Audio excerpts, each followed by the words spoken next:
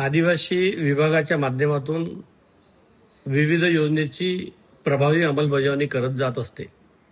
त्यामुळे या वर्षामध्ये आदिवासी विभागाची कुठलीही योजना बंद पडणार नाही। आदिवासी विभागाअंतर्गत कुठलाही जो प्रकल्प हाती घेतला त्या प्रकल्पाला निधी कमी पडणार नाही।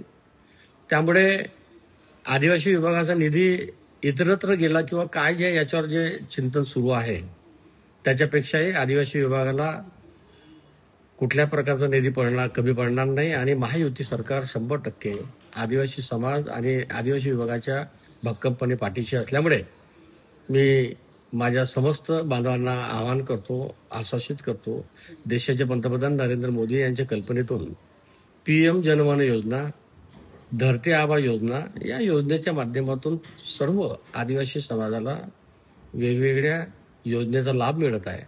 त्यामुळे जर निधी कमी पडण्याची शंका कुशंका जे येत आहे, केंद्र सरकार आणि राज्य सरकार आदिवासी विभागाच्या पूर्ण पाठीशी असल्यामुळे कुठलीही योजना बंद पडणार नाही, मी अशा प्रकारचं या ठिकाणी ठामपणे सांगतो।